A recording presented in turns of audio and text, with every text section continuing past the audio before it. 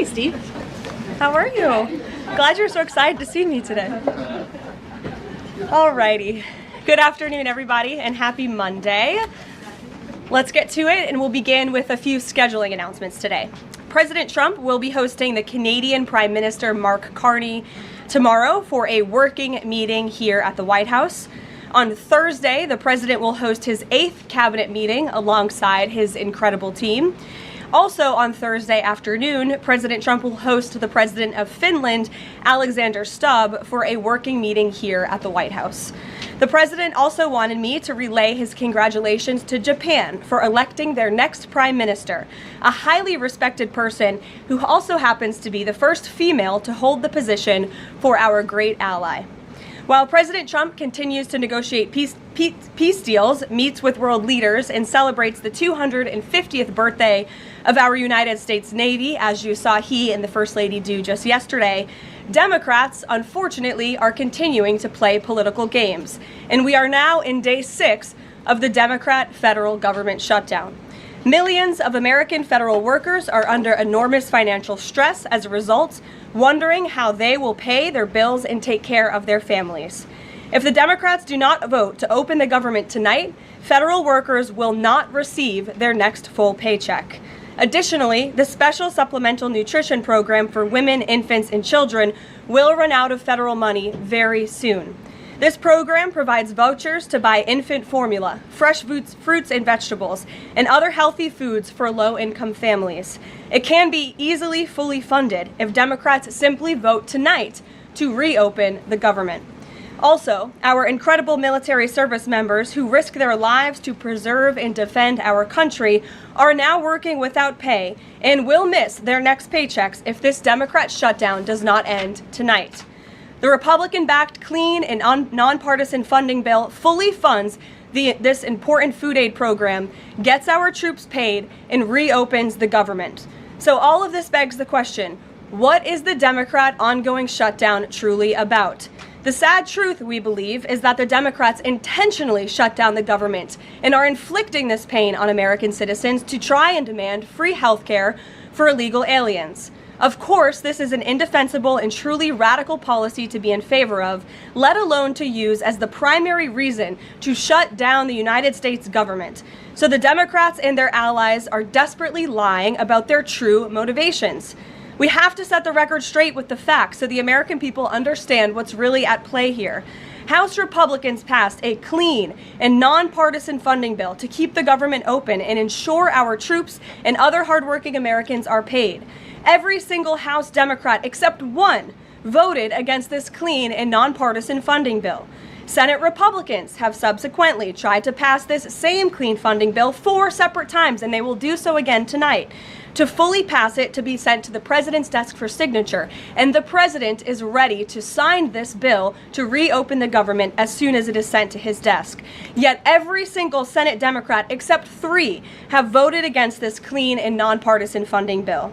The Democrats' current position is that the only way the American government can reopen is if illegal aliens can get free health care. Don't take my word for it, just look at what's inside of the Democrats' proposal to reopen the government. Their funding proposal would result in nearly $200 billion spent on health care for illegal aliens and other non-citizens over the next decade. To put this in perspective, $200 billion is enough money to fund the entire children's health insurance program, which provides health insurance to low-income children and women. Under the Democrats' proposal, the millions of illegal aliens who improperly were granted asylum and paroled under the Biden administration would once again be allowed to receive Medicaid benefits. It does not end there. The Democrat proposal would also require Medicaid to pay more for emergency care provided to illegal aliens than it does for American patients who are disabled, elderly, or children. When someone shows you who they are, believe them. The Democrat Party has unfortunately closed our government, costing Americans their jobs, threatening our military readiness, harming our economy, and causing chaos, all to help the illegals who broke into our country. Instead of holding illegal aliens accountable and removing them from our country, which is what this administration is trying to do every day, the Democrats want to give them the free benefits paid for by the American taxpayer. Democrats in 2025 are for illegal aliens first and Americans last. This is the reality we are unfortunately facing right now in Washington, D.C. President Trump and Republicans will not give in to these radical demands. The president and Republicans have a sacred responsibility to serve and protect the interests of their constituents, the American people.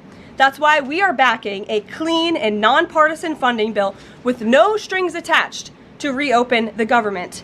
Democrats should do what they did 13 separate times under Joe Biden and vote for this exact same type of funding bill.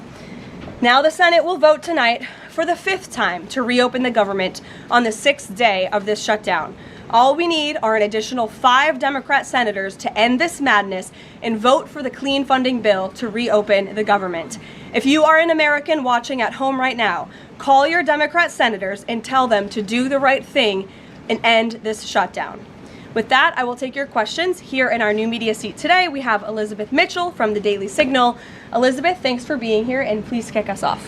Thank you for having me. I have 2 questions. First, President Trump told reporters yesterday that firings of federal employees are taking place right now. In which departments have people already been fired from their federal jobs due to the shutdown?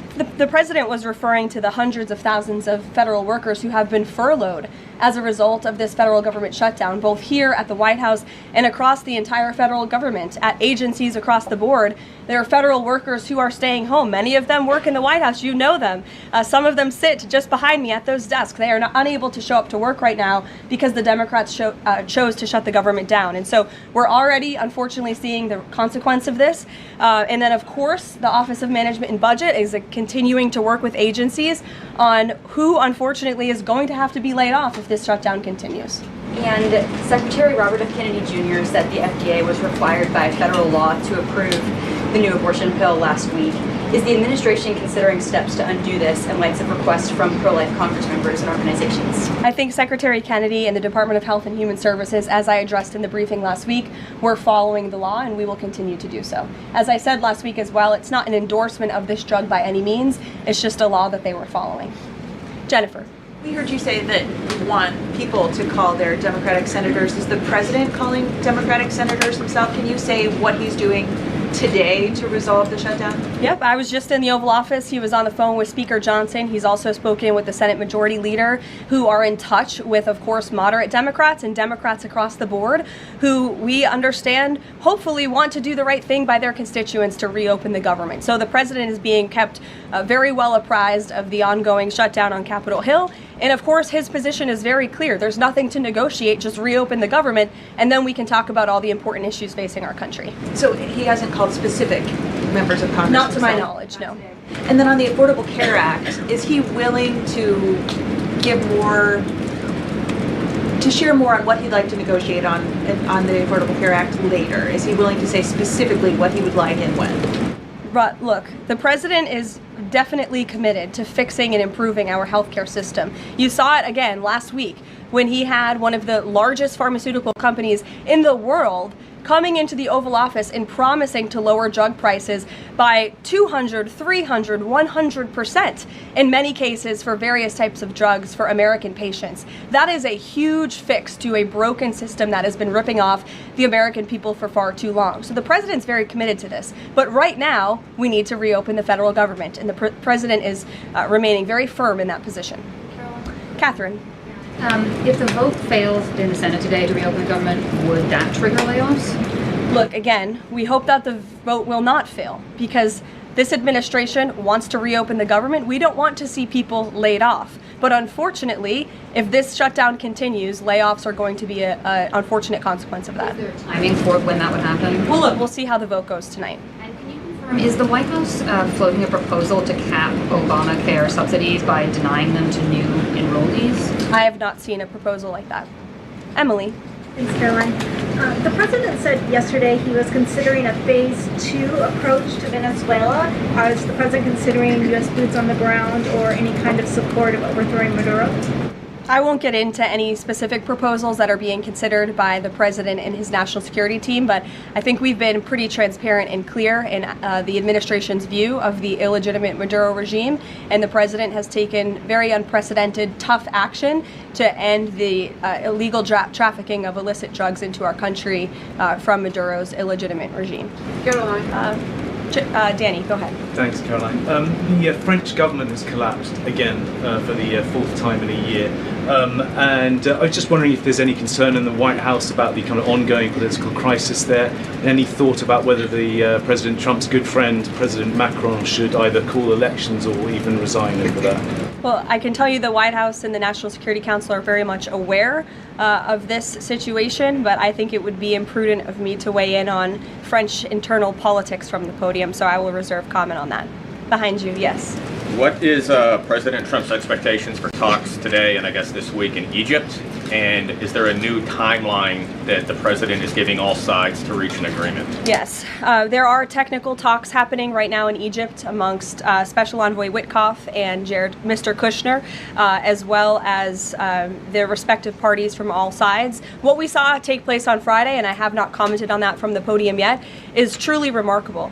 You've seen all sides of this conflict agree that this war needs to end and agree to the 20-point framework that President Trump proposed. It's an incredible achievement, and the administration is working very hard to move the ball forward as quickly as we can. The president wants to see a ceasefire. He wants to see the hostages released, and the technical teams are discussing that as we speak to ensure that the environment is perfect to release those hostages. They're going over the lists of both the Israeli hostages and also the political prisoners who will be released, and those talks are underway, and the president is very much on the ball and is being apprised of this situation. The president had given a Sunday evening deadline. Obviously, the negotiations have extended that, I imagine. What is that new deadline? Does the president have a time frame in mind to see this phase implemented?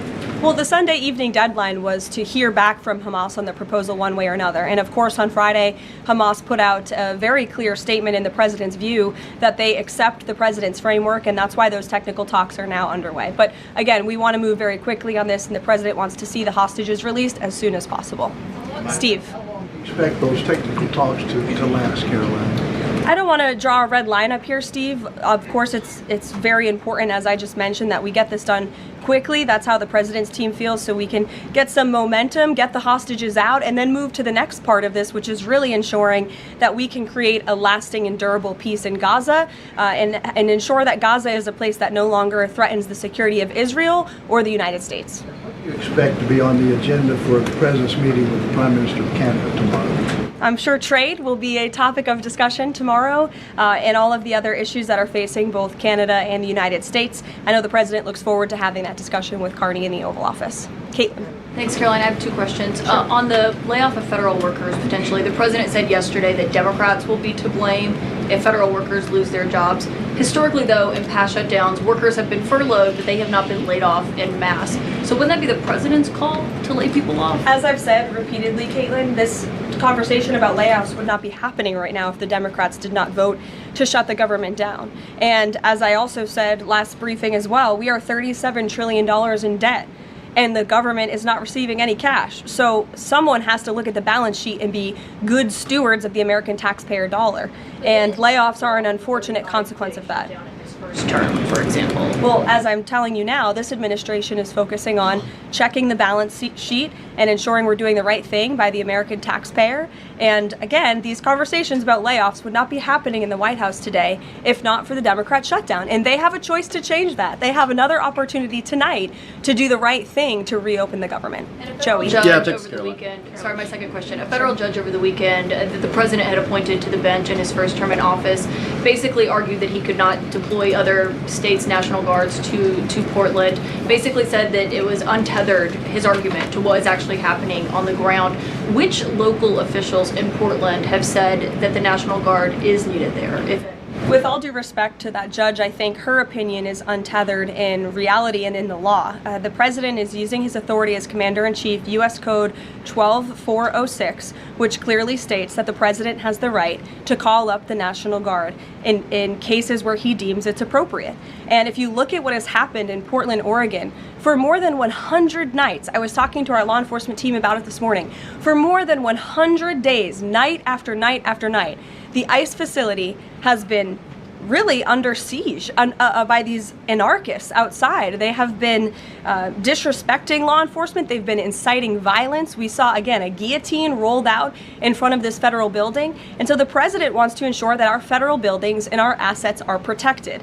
And that's exactly what he's trying to do. And ultimately, in the case in Los Angeles, that judge ruled in the Ninth Circuit, that panel of judges ruled that those troops could remain and that the president was well within his authority to do so. So we are appealing that decision. As you know, we expect a hearing on it pretty quickly, and we're very confident in the president's legal authority to do this, and we're very confident we will win on the merits of the law. But no local officials that you can point to that have said we need the National Guard? Because I spoke to the police chief of Portland last week. He said that the president's claims just don't match up with what's happening on the ground. I would encourage you as a reporter to go on the ground and to take a look at it for yourself, because there's been many members of the press, not press in this room, but independent journalists, some of whom we'll be inviting to the White House very soon to share their stories, because they have been in the middle of these riots and they have witnessed the anarchy that is taking place night after night. It's on video. You should play it on your show. You have a great opportunity on prime time on CNN to show your audience. Yeah, but you're probably talking to partisan Democrat officials who are opposed to everything this president does. You should also ask the people who live in Portland. We've actually heard from many members of the community who have said that this is complete civil disobedience. It's a mess. It's been loud. It's been troubling for neighbors in the community who are just trying to live peacefully. And these people are not there to peacefully protest. They are there to cause mayhem and havoc. Yeah, Caroline. Stephen, go ahead. Thank you, Caroline. Two questions. First, do you have a reaction to reports that thousands of Cuban troops are deployed alongside Russia fighting in Ukraine? And on a very different matter, the president last week floated in an interview with our colleague Daniel from One America a rebate for tariffs of up to $2,000 per person. Is that plan contingent on the Supreme Court's upcoming ruling on the legality of the tariffs? And is the White House preparing for legislation to make that happen? Sure. On the first point, I have not seen that report, Stephen, but I'll check in with our national security team after this and we'll get you an update. To your second point about the tariff rebates, I think it's an idea that the president has discussed and floated with his team of advisors, but no decision has been firmly made at this point in time. Why don't we go to the back? Owen. Good afternoon. Good afternoon. A few days ago, President Trump demanded Jay Jones of Virginia get out of the race for condoning political violence in a text message against a Republican politician a few years ago. He hasn't left the race. He hasn't dropped out. What's the president's reaction? Well, as you know, I'm not at liberty to discuss political races from the podium. I think the president himself made his position very clear, and I think anyone could agree the messages that were sent by this Democrat nominee for Attorney General in Virginia are really shocking, alarming, and completely unacceptable. He was threatening to kill his opponent and his opponent's children, and that type of rhetoric has zero place in our country, and the president was absolutely right to condemn that. One more, please. Sure, go ahead. Thank you. The Democrats have questioned and scrutinized the president's comments about using potentially the military, American cities, as training grounds for the military. And when you look at Portland, Chicago, local and state officials say that their local law enforcement is able to handle the situations, these protests on the ground. The president says that Portland is burning, using that as justification for the National Guard in Portland. But when you look here in Washington, D.C., the president just last week said it is now a completely safe city, and there are still National Guard members on the streets that are not involved in ICE activities. Can you provide the justification for the White House here in Washington, D.C., why the National Guard members continue to be out on the streets? Because Washington, D.C. has invited the National Guard here. Why? Because the mayor is doing the right thing, unlike mayors in other cities like Portland, as Caitlin and others have pointed out, who refuse to see that there are positive results from when local law enforcement works with federal law enforcement to do the right thing on behalf of their citizens. And Washington, D.C. is no doubt a safer city right now today than it was a few months ago when President Trump started this initiative to make D.C. safe again. And the National Guard is still here because the president and the mayor agree that it's a good thing for the city. Just like you're seeing in Memphis, for instance, we'll have National Guard deployed to Memphis. We have federal agents who are on the ground working with state and local law enforcement. enforcement. The state police in Tennessee are part of this effort. The local metropolitan police in Memphis are part of this effort.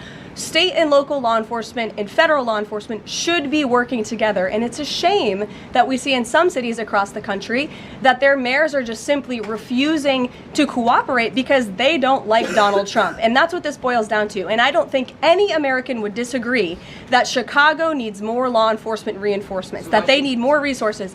Look at this headline from over the weekend. At least 30 people shot during the weekend in Democrat-run Chicago. 5 of them were killed in one weekend. This is completely unacceptable, and the president wants to make American cities safer, and he's willing to work with anyone to do it. If the courts allow you to ultimately send in the National Guard into Chicago and Portland, do Democrats not have reason to be concerned that there are long-term plans by this administration to keep U.S. military or the National Guard in American cities, like what we are seeing here in Washington? Why should they be concerned about the federal government offering help to make their cities a safer place? They should be concerned about this. They should be concerned about the fact that people in their cities right now are being gunned down every single night. And the president, all he's trying to do is fix it. And there has been a complete smear campaign by the Democrats and the media, quite frankly. I was reading Political Playbook this morning, one of the most inside the Beltway newsletters you can find. And you guys are framing this like the president wants to take over the American cities with the military. The president wants to help these local leaders who have been completely ineffective in securing their own cities. And we have already seen there's a positive formula for that. Look at Washington, D.C. The murder rate has declined significantly. Our streets are safer. People who live here feel safer. All of you in this room, I know you do, you just won't admit it. And it's a proven system that works, and the president wants to make America's cities safe again. And I don't think there's anything wrong with that. Michael. Thank you, Caroline. 2 questions, if I may. Because the mayor wants them. Michael. These talks in Egypt, if Hamas does agree to relinquish power and give it up, cede power to this transitional technocratic government, if that does happen, would the Trump administration then recognize a Palestinian state? Look, I don't want to get ahead of the technical talks right now, Michael. They're extremely sensitive. They're taking place, again, as we speak, and there's a lot of, there's many things to discuss, of course. This is hopefully we expect and we hope going to be one of the greatest peace deals this world has ever seen. And the Trump administration is working diligently and working very hard to get there. And as I said, Friday, all terms agreed. We have the Arab countries who are working with us. Of course, Israel has been incredible in cooperating with the president's plan and agreeing to it. And we're very hopeful, and we expect that to continue. Caroline, you tweeted about this over the weekend.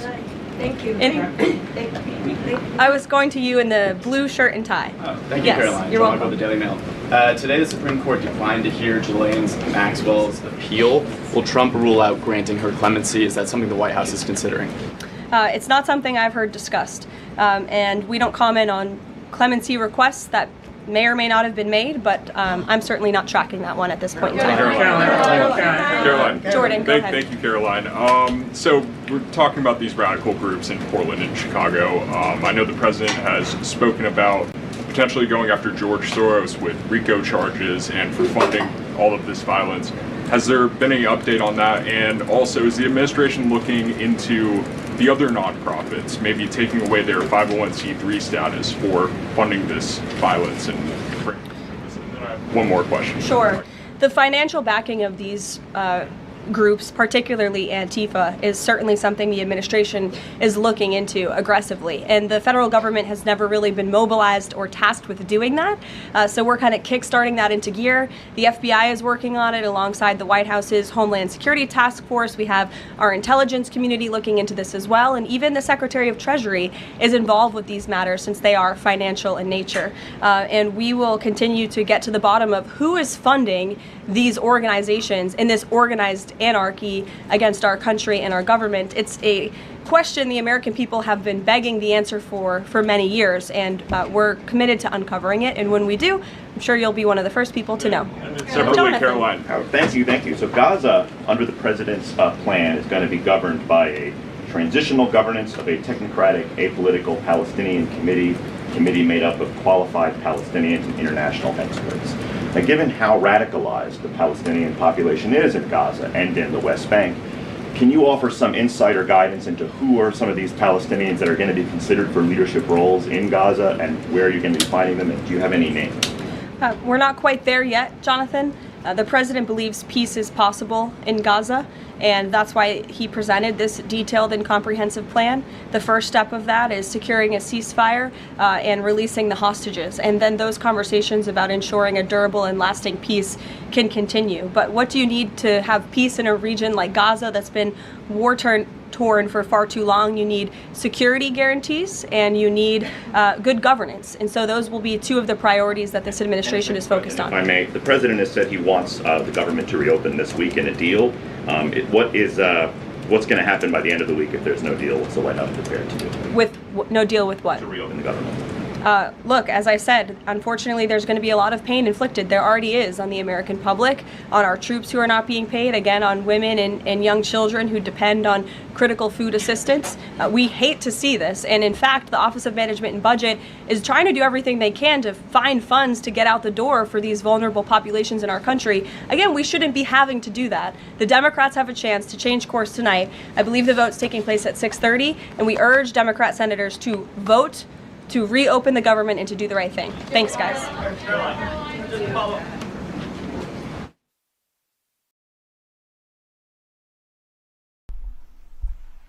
Thank you very much, and thank you for being here in the Oval Office, one of the great places of the world, as we make a historic announcement about the Golden Dome Missile Defense Shield. That's something we want, and Ronald Reagan wanted it many years ago, but they didn't have the technology. But it's something we're going to have. We're going to have it at the highest level.